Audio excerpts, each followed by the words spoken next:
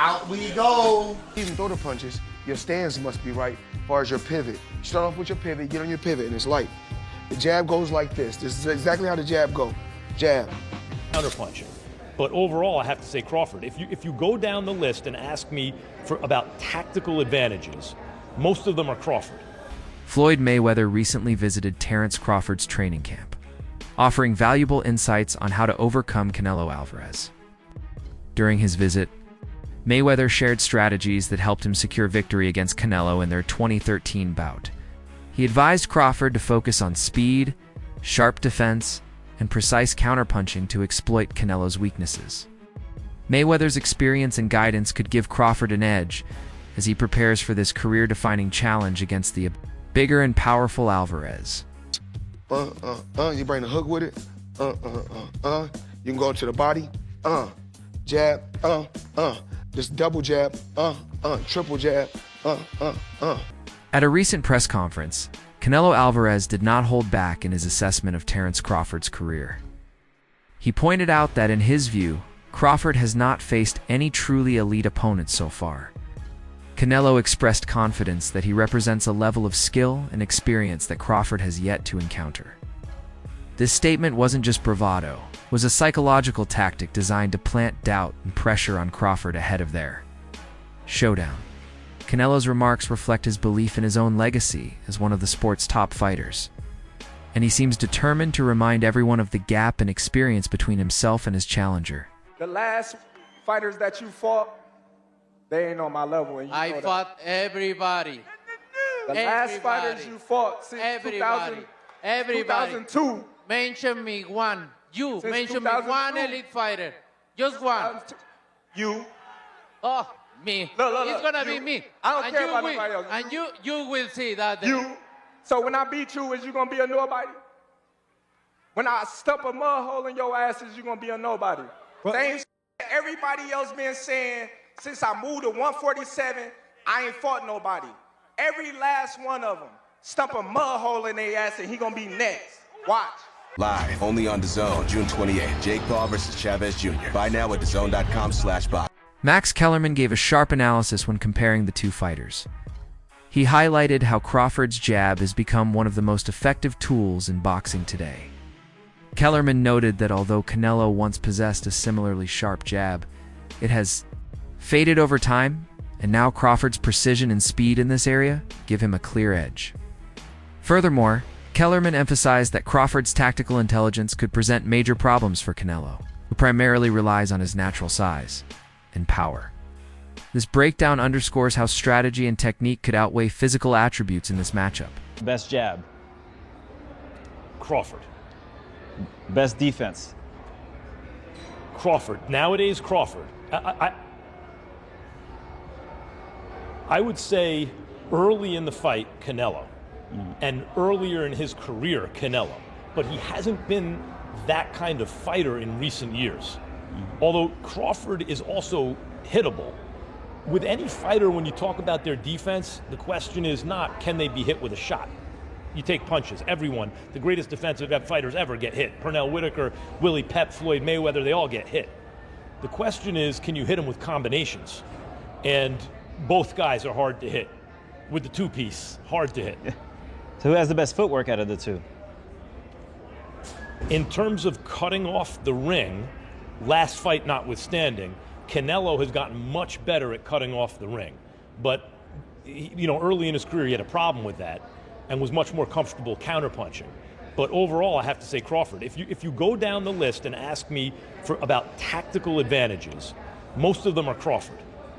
What Canelo has is size. Size and, as a result, physical strength and punching power.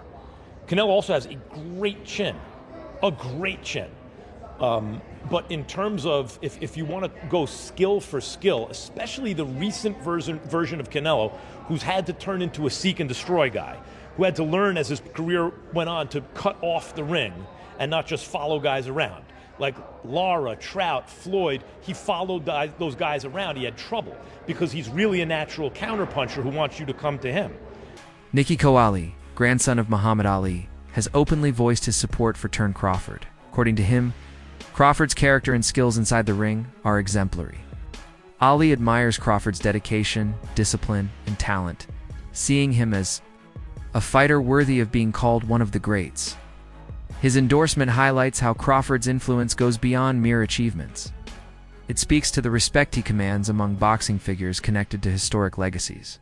People with Canelo before Canelo's last fight, but then after Canelo's last fight, it seems like it's more 50-50 now. So everything is just the build up for that fight is just going to be absolutely magnetizing. Like that fight, it's garnered so much more buzz after Canelo's last fight, and Bud is Bud.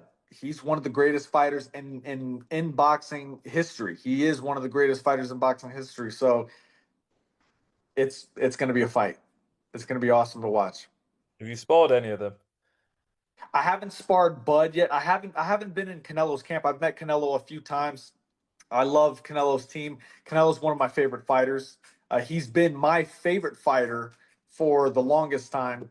But you know, I have to be Team Bud because me and Bud are cool, and I have so much belief in Bud, and I know who he is as a fighter. He is one of the greats.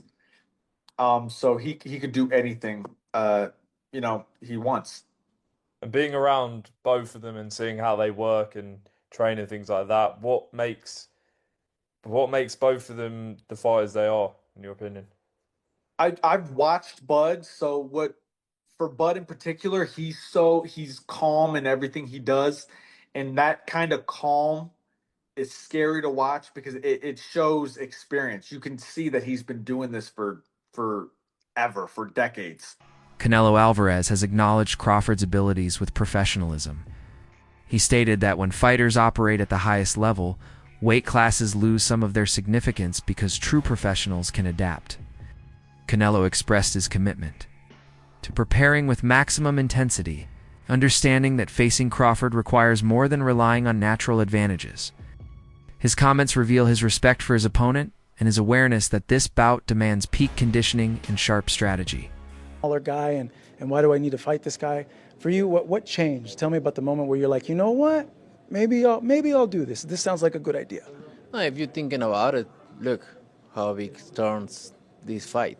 It's a big fight. No, that's why made me change. But I've been in his situation before, jumping weight classes, and when you're a good fighter, that doesn't matter. So I'm not gonna focus on that. I'm gonna focus on training very hard because Crawford is very good fighter. Yeah, tell me about your experience with that, because now it's reversed. He's coming up in weight. What could be dangerous? What aren't we seeing that maybe you see in this fight? No, everything. He's a good fighter. Obviously, I know that, and I need to be careful. I need to be careful in everything. Shows the adult provided a balanced perspective on this fight.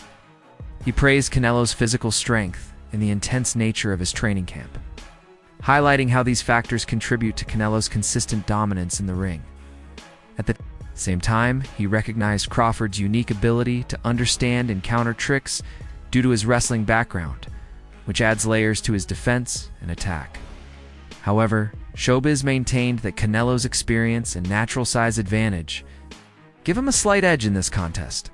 And Canelo uses his legs, he uses his core, and then his neck itself to lift up Bivol like Bivol was a featherweight. That is a huge representation of how strong Canelo is. When you look at his workouts, you can tell why he was able to do that. All these damn neck exercises that I wouldn't dare do. Okay, that stuff looks painful. The squatting and all that stuff that he's doing is exactly why Canelo Alvarez, honestly, is a strong fighter. He tried to do it again with William Skull. William Skull shook out of it, but he is a bull. Listen, Terence Bud Crawford is strong.